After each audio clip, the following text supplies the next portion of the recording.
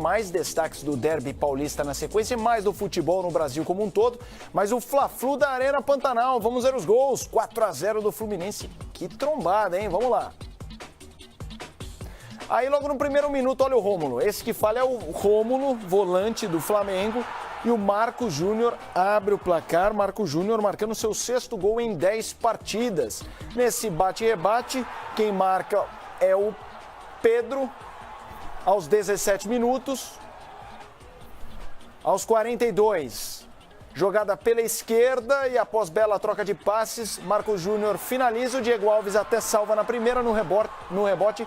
Gilberto faz o terceiro e aos 10 da segunda etapa, Gilberto cruza na medida e Marco Júnior faz o 4º, portanto o 7º na temporada. Enquanto a gente revê os gols, ok, não era o Flamengo titular, mas era o Flamengo cheio de jogadores que jogam constantemente, de peso, experientes, alguns jovens. 4-0, surpreendente. A gente ouviu há pouco o Carpegiani falando do peso desse primeiro gol que veio na conta do Rômulo. Não pode ser desculpa, né? Sempre tem, o gol saiu na hora certa e, pro outro lado, o gol saiu na hora errada. Não tem isso. Se você toma um gol a 1 minuto, obviamente que isso tem que ser criticado. Mas o time tem que ser preparado também mentalmente, psicologicamente, porque você tem praticamente o jogo inteiro para tentar um empate, no mínimo, né? Tem tempo de sobra para ter uma virada. Então, você pode botar na conta da juventude. O Fluminense também tem jogadores muito jovens, né? O Abel tem lidado por necessidade, não tem o elenco, não tem o investimento que tem o Flamengo.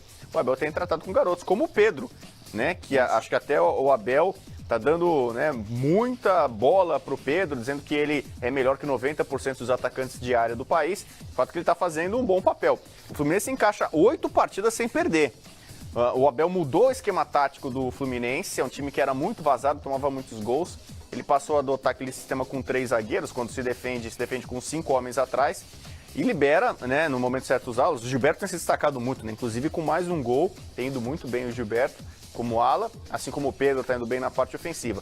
Agora, eu apoiei a decisão do Carpegiani de colocar um time reserva, alternativo, de moleques, no Fla-Flu. Primeiro porque ele já jogou assim boa parte do campeonato. E depois porque eu acho certo a convicção de jogar contra o River Plate com força máxima, com foco total na Libertadores. Rodrigo Bueno destacou o Pedro, que fez no seu 10º jogo na temporada o 3º gol, com 4 assistências, participando muito do ataque. A gente vai para a Arena Pantanal, que recebeu esse Fla-Flu carioquíssimo, longe do estado do Rio de Janeiro. O repórter Álvaro Loureiro está por lá.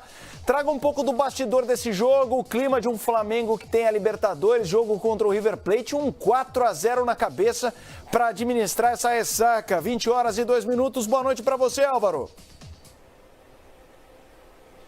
Olá, Felipe, muito boa noite para você, para o Rodrigo Bueno, para o pessoal que acompanha o Central Fox. É isso, né? Um resultado inesperado, apesar de todo o contexto, né, que tinha esse Fla-Flu disputado pela primeira vez em solo mato-grossense, aqui na Arena Pantanal, em Cuiabá. Já se sabia que o Flamengo apostaria num time alternativo, num time cheio de reservas, por conta da estreia na Libertadores. O time estava de olho no jogo contra o River Plate, que vai acontecer na próxima quarta-feira, no Rio de Janeiro.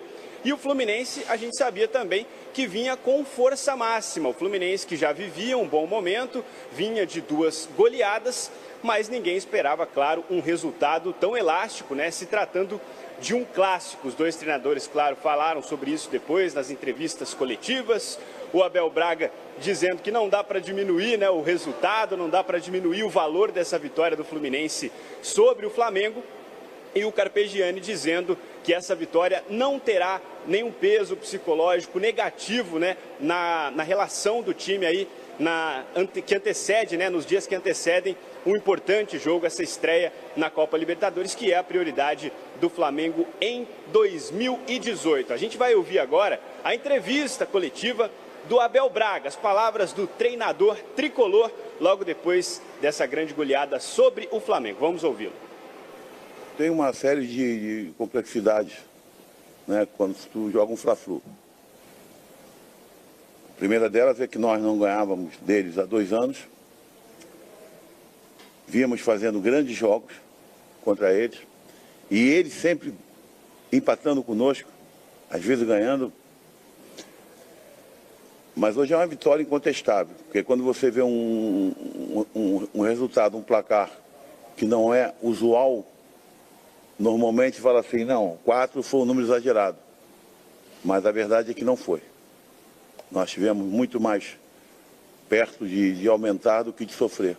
Nós estamos conseguindo, dentro daquilo que nós propusemos a fazer, primeiro montar atrás, para depois, devido a dados reais do ano passado, e depois começar a trabalhar à frente, a nossa transição está muito boa. Mas nós não vencemos nada ainda. Claro que chegamos mais próximo, porque já fizemos um clássico, agora né, o adversário maior do nosso grupo, Botafogo, terá que fazer 2 ainda. Mas estamos contentes. É isso, tá aí as palavras do técnico Abel Braga depois dessa vitória do Fluminense 4-0. O Fluminense quebrando um tabu, né, de 9 jogos sem vencer o Flamengo e quebrando em grande estilo. O curioso é que os dois times vieram aqui para Cuiabá e vão voltar de Cuiabá para o Rio de Janeiro num voo fretado. Os dois times no mesmo avião. O Abel falou sobre isso também durante a entrevista coletiva, disse que não ia permitir nenhum tipo de brincadeira por parte dos jogadores do Fluminense em relação aos atletas do Flamengo por conta do resultado. A gente vai ouvir agora a sonora, a entrevista do jogador Diego Alves. Vamos ouvir.